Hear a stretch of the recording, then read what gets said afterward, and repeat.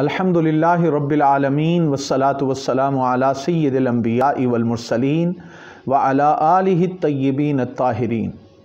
معزز و محترم طلباء و طالبات، آج کی اس نشست میں ہم انشاءاللہ قرآن پاک کی سورہ الفرقان اس کی آیت نمبر 63 سے 77 تک کا مطالعہ کریں گے، جس میں اللہ رب العزت نے اللہ کے بندوں کی اور رحمان کے بندوں کی چند خصوصیات گنائی ہیں۔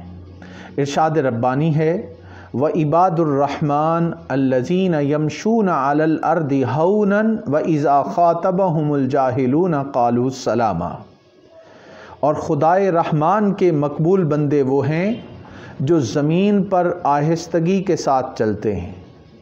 یمشون علی الارض ہونا، زمین پر آہستگی یعنی عاجزی اور انکساری کے ساتھ چلتے ہیں، اور جب ان سے جاہل اور اکھڑ لوگ ناپسندیدہ بات کرتے ہیں تو وہ سلام کہتے ہوئے الگ ہو جاتے ہیں۔ اب یہ الفاظ پہ ذرا غور کرنے کی ضرورت ہے۔ وَإِذَا خَاطَبَهُمُ الْجَاهِلُونَ، جب ان سے جاہل لوگوں کا سامنا ہوتا ہے وہ سلام کر کے گزر جاتے ہیں، اپنے آپ کو اس بیہودہ گفتگو میں اور ناپسندیدہ گفتگو میں انوالو نہیں کرتے۔ یہ وہ قرآن نے اصول بتایا ہے رحمان کے بندوں کا کہ وہ اپنے آپ کو ایسی گفتگو میں مصروف نہیں کرتے جس کا کوئی فائدہ نہیں اور جو ناپسندیدہ گفتگو ہے۔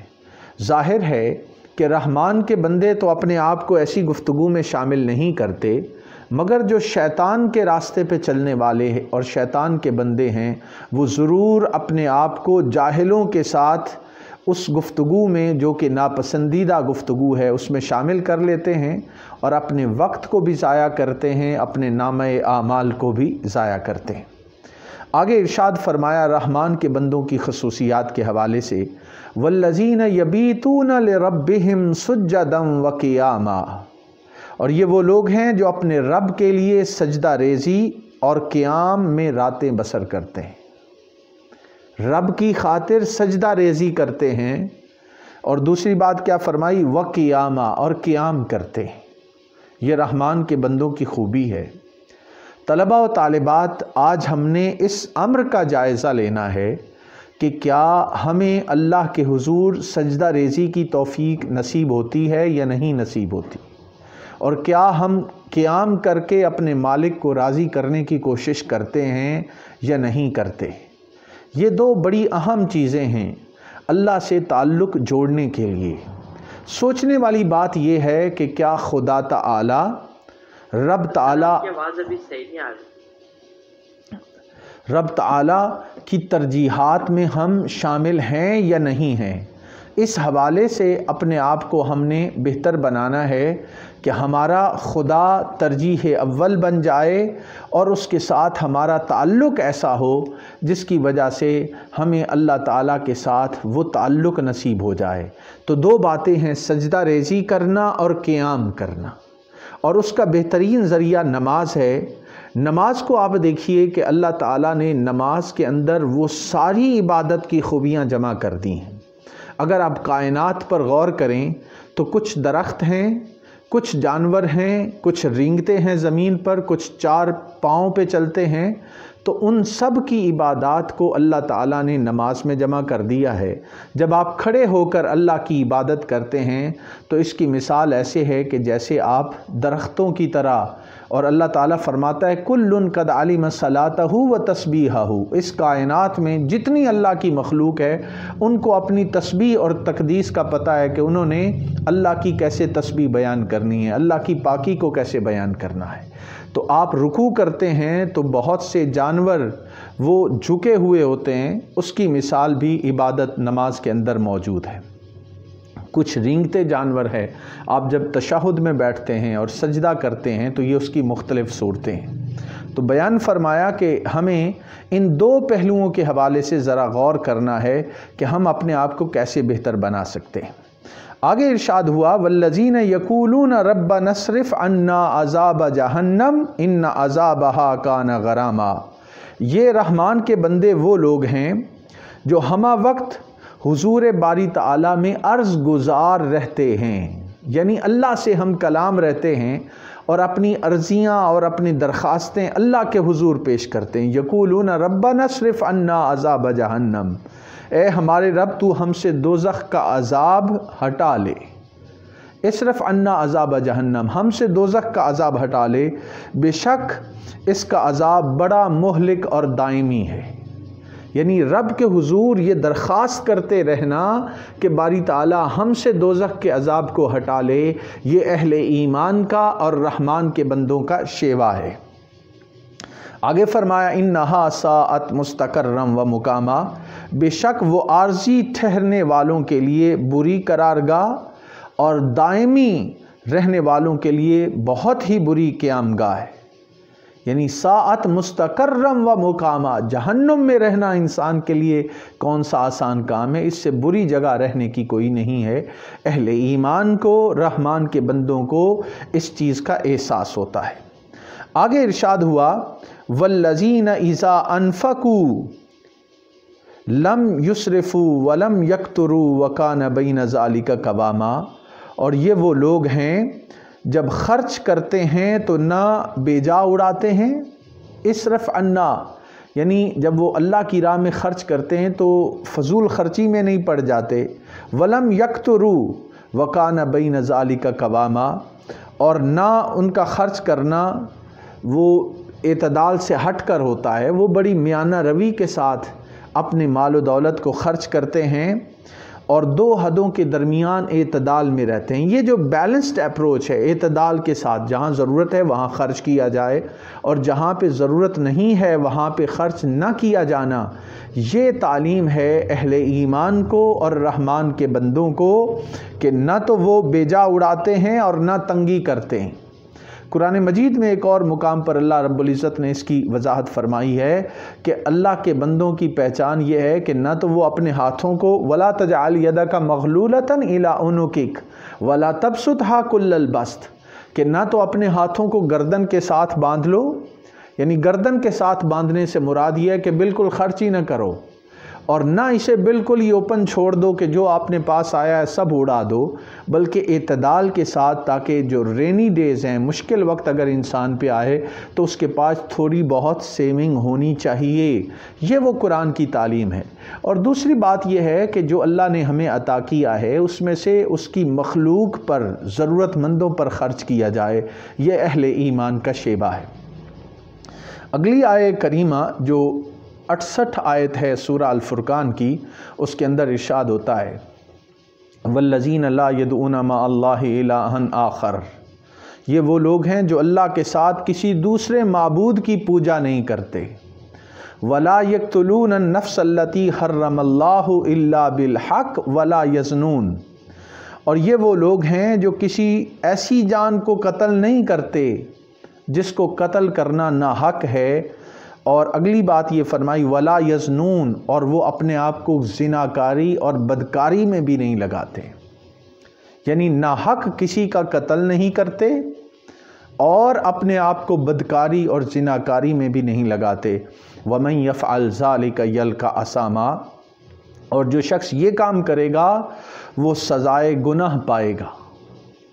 یعنی جو ناحق قتل کرتا ہے یا بدکاری کرتا ہے اس پہ اس کو سزا مل کے رہے گی۔ وہ اگر یہ سمجھتا ہے کہ میرے اس عمل سے مجھے کوئی پوچھ گچھ نہیں ہونی، تو قرآن پاک نے اس بات کی طرف ہماری توجہ دلائی ہے کہ انسان کی پوچھ گچھ بھی ہوگی، اسے حساب کتاب بھی دینا پڑے گا۔ یہاں پہ اس بات کی طرف اشارہ ہے۔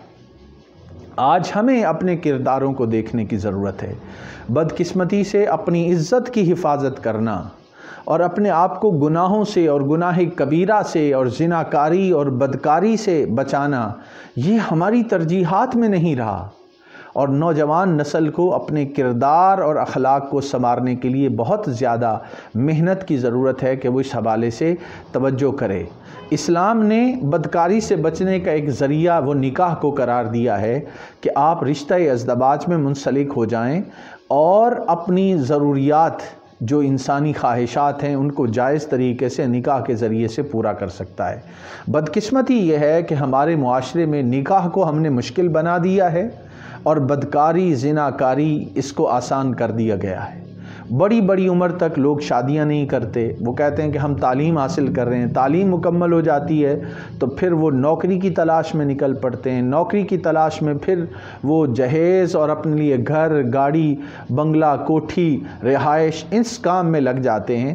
اس پورے عرصے کے دوران جو جوانی کا ان کا وقت ہے وہ اپنی خواہشات کو جائز ناجائز طریقے سے پورا کرنے سے بھی گریزاں نہیں ہوتے۔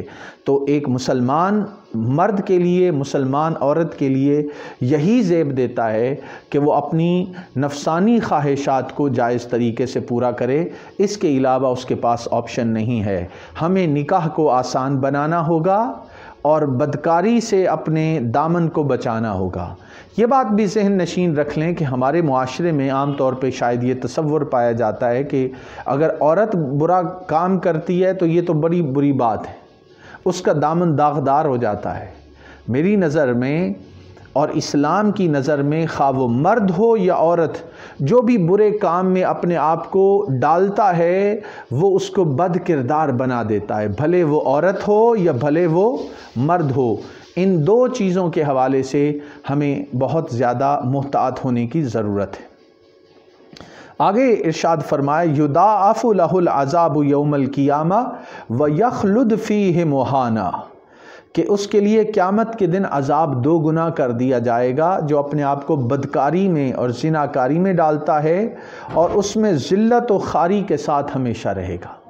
یعنی ذلیل و خوار ہو جائے گا وہ شخص جو ناحق قتل کرتا ہے، اور ذلیل و خوار ہو جائے گا وہ شخص جو اپنے آپ کو بدکاری میں، زناکاری میں اور غلط کاری میں ڈالتا ہے۔ آگے فرمایا الا من تاب وآمن وعمل صالحا، مگر جس نے توبہ کر لی اور ایمان لے آیا اور نیک عمل کیا تو یہ وہ لوگ ہیں کہ اللہ ان کی برائیوں کو نیکیوں سے بدل دے گا، اور اللہ تعالیٰ بڑا بخشنے والا، بڑا مہربان ہے۔ اب طلبہ و طالبات، یہ آیہ کریمہ جہاں پہ ایک پیغام ہے اللہ تعالیٰ کی طرف سے، امید کا پیغام ہے، اللہ کی طرف رجوع کرنے کا پیغام ہے، اور ان لوگوں کے لیے پیغام ہے جو گناہ گار زندگی گزار چکے ہیں، جو بدکاری میں انوالو رہ چکے ہیں۔ تو ان سے کہا جا رہا ہے کہ میرے بندو، اگر تم خطا کر بیٹھے ہو، غلطی کر بیٹھے ہو اور نادانی کر بیٹھے ہو تو اب تمہارے لیے توبہ کا دروازہ کھلا۔ الا من تاب وآمن وعمل صالحا، جو توبہ کر لے، ایمان لے آئے اور نیک عمل کرے، فَأُولَئِكَ يُبَدِّلُ اللَّهُ سَيِّئَاتِهِمْ حَسَنَاتٍ، تو ان لوگوں کے لیے اللہ تعالیٰ ان کی برائیوں کو نیکیوں سے بدل دے گا۔ اور فرمایا وَكَانَ اللَّهُ غَفُورًا رَحِيمًا، اللہ بڑا بخشنے والا، نہایت مہربان ہے۔ اب آپ یہ دیکھیے کہ یہ کون لوگ ہیں جن کی برائیوں کو اللہ تعالیٰ نیکیوں سے بدل دے گا؟ تو یہ وہ لوگ ہیں جو سچے دل سے اللہ کے حضور توبہ کر لیں اور ان کاموں سے باز آ جائیں۔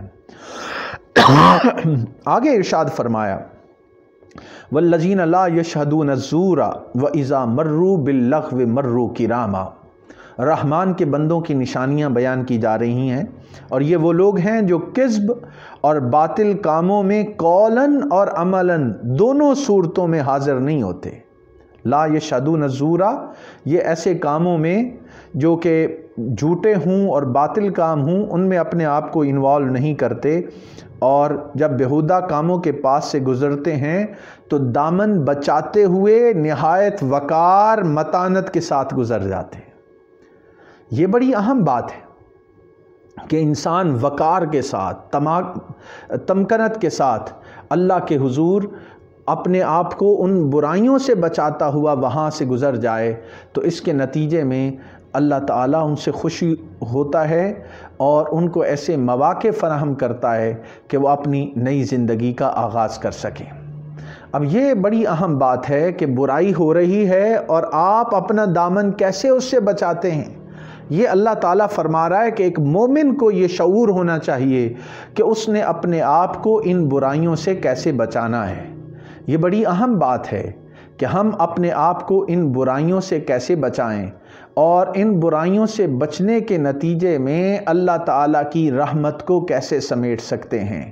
یہ ہمارا امتحان ہے، اور اس امتحان میں کامیاب ہونے کے لیے ہمیں ایک کوشش کی ضرورت ہے کہ ہم باطل کاموں میں، جھوٹے کاموں میں، بے حیائی اور برائی کے کاموں میں اپنے آپ کو انوالو نہ کریں، اپنے دامن کو ایسی برائی میں نہ ڈالیں، بلکہ ہم ایک نئے طریقے سے زندگی کا آغاز کریں۔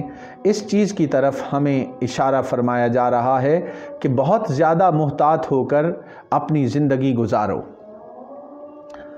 اب یہ بڑی اہم بات ہے جس کو ہمیں سوچنا ہوگا اور سمجھنا ہوگا۔ معزز طلبہ و طالبات، یہ بات بڑی اہمیت کی حامل ہے کہ ہم کیسے اپنے آپ کو برائی اور برے کاموں سے بچائیں۔ یہ ہمارا بہت بڑا امتحان ہے، اور اس برائی سے کیسے ہم اپنے آپ کو بچائیں اس چیز کا یہاں حکم دیا جا رہا ہے۔ جھوٹے کاموں، باطل کاموں اور فضول کاموں سے وقار اور تمکنت سے گزر جایا جائے کہ مسلمان ہونے کے ناطے، اہل ایمان ہونے کے ناطے، رحمان کے بندے ہونے کے ناطے ہمیں زیب نہیں دیتا کہ ہم اپنے آپ کو ایسے کاموں میں لگائیں۔ آگے ارشاد ہوا، والذین اذا ذکروا بآیات ربہم لم یخروا علیہا صما وعمیانا۔ رحمان کے بندوں کی پہچان کیا ہے کہ یہ وہ لوگ ہیں جب انہیں ان کے رب کی آیتوں کے ذریعے نصیحت کی جاتی ہے، یعنی قرآن پاک کے ذریعے سے انہیں نصیحت کی جاتی ہے تو ان پر بہرے اور اندھے ہو کر نہیں گر پڑتے۔ کیا مطلب؟ یعنی وہ اندھے اور بہرے نہیں ہوتے، بلکہ اللہ تعالیٰ کے قرآن کی آیات میں غور و فکر کرتے ہیں، صما وعمیانا، اندھے اور بہرے ہو کر اپنے آپ کو ان آیات سے دور نہیں لے جاتے، بلکہ اللہ تعالیٰ کے کلام میں غور و فکر کرتے ہیں۔ یہ بڑی اہم بات ہے، اور آج سوچنے کی بات ہے کہ کیا ہمیں قرآن پاک میں غور و فکر کرنا نصیب ہے یا نہیں ہے۔ اگر نصیب ہے تو اللہ کا شکر ادا کرنا چاہیے۔ اور طلبہ و طالبات، اگر ہم قرآن پاک کی آیات میں غور و فکر نہیں کرتے تو پھر ہمیں بہت زیادہ احتیاط کی ضرورت ہے۔ آگے فرمایا، والذین یقولون ربنا ھب لنا من ازواجنا وذریاتنا قرۃ اعین واجعلنا للمتقین اماما۔ اب یہاں پہ غور کیجئے، رحمان کے بندوں کی پہچان کیا ہے کہ یہ رب کے ساتھ ہر وقت مکالمے میں رہتے ہیں، رب کے ساتھ ہم کلام رہتے ہیں، اللہ کے حضور اپنی عاجزی انکساری کا اظہار کرتے ہیں اور اپنا تعلق اپنے رب سے توڑتے نہیں ہیں۔ یہ رحمان کے بندوں کی پہچان ہے، ہر وقت ان سے ہم کلام، اپنے رب تعالیٰ سے کلام کرتے رہتے ہیں۔ کوئی پریشانی آئے پھر بھی رب سے ہم کلام، اپنے آپ کو برائیوں سے بچانا ہے تو پھر بھی رب تعالیٰ کی پناہ مانگتے رہتے ہیں، اور کیا عرض کرتے ہیں؟ ربنا ھب لنا من ازواجنا وذریاتنا قرۃ اعین واجعلنا للمتقین اماما۔ عرض کرتے ہیں، ہمارے رب ہمیں ہماری بیویوں اور ہماری اولاد کی طرف سے آنکھوں کی ٹھنڈک عطا فرما۔ جس سے اللہ راضی ہو جائے اسے اپنی بیویوں کی طرف سے اور اپنی اولاد کی طرف سے پریشانی نہیں ملتی۔ یہ پریشانی انہی کو نصیب ہوتی ہے جن کے ساتھ بیویاں اچھا سلوک نہیں کرتی، یا اولاد نیک راستے سے ہٹ جاتی ہے۔ انہیں غور کرنا ہوگا کہ کہیں وہ اللہ تعالیٰ کی نافرمانی میں شریک تو نہیں ہو گئے۔ اگر تو وہ اللہ کی نافرمانی میں ہیں تو اللہ کی نافرمانی کا نتیجے میں ان کی بیویاں ان کی نافرمان ہو گئیں، اللہ تعالیٰ سے دوری کی وجہ سے ان کی اولاد ان کی نافرمان ہو گئی۔ تو اگر کوئی شخص چاہتا ہے کہ اس کی اولاد نیک اور صالح ہو، وہ سعادت مند اولاد ہو، تو دیکھنا ہوگا کہ اے بندے، کیا تو بھی اللہ تعالیٰ کا سعادت مند اور تابع فرمان بندہ ہے یا نہیں؟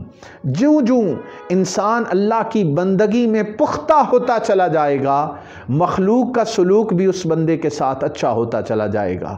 یہ اس قرآن پاک کی آیت سے معلوم ہوتا ہے۔ اور آگے فرمایا، اور ہمیں پرہیزگاروں کا پیشوا بنا۔ پیشوا بنا دے۔ پرہیزگاروں کا پیشوا کون ہوتا ہے؟ متقیوں کا پیشوا کون ہوتا ہے؟ کہ پائٹی، تقوی، طہارت پرہیز کرتے ہوئے، گناہوں سے پرہیز کرتے ہوئے، بد اخلاقی سے پرہیز کرتے ہوئے متقی اور پرہیزگاری کی زندگی اپنائیں۔ تو اب یہاں یہ نہیں کہا کہ ہمیں متقی بنا دے، پرہیزگار بنا دے، بلکہ الفاظ ہیں وَجَعَلْنَا لِلْمُتَّقِينَ إِمَامًا، اے باری تعالی ہمیں متقیوں کا امام بنا دے۔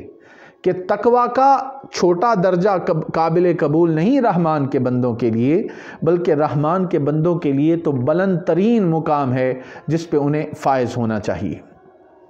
آگے ارشاد ہوا اولئک یجزون الغرفۃ بما صبروا ویلقون فیہا تحیۃ وسلاما۔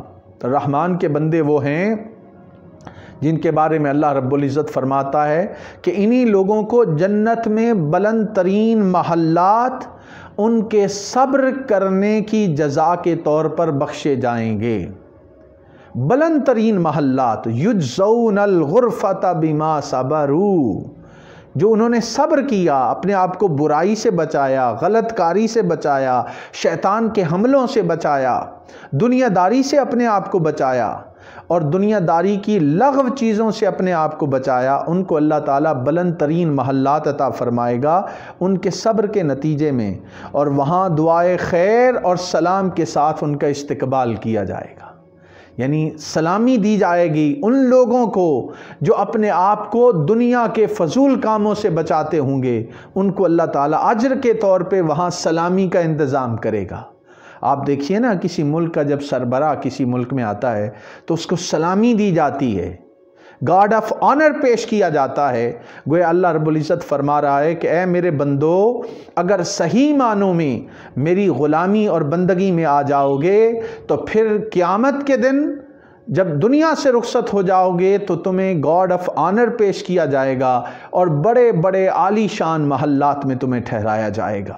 سورہ الفرقان کی آخری آیت میں آگے جو سیکنڈ لاسٹ آیت ہے، فرمایا خالدین فیہا حسنت مستقرم و مقاما، یہ اس میں ہمیشہ رہنے والے ہیں۔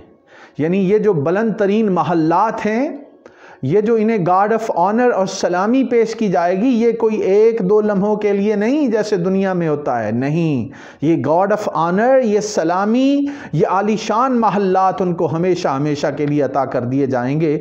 اور وہ بلند محلات جنت بہترین قرارگاہ ہے اور عمدہ قیام گاہیں، یعنی جنت کے محلات سے بڑھ کے بھی کوئی چیز ہے؟ یہ کس کو نصیب ہوگا؟ جو ان بنیادی تعلیمات پر عمل کرے گا۔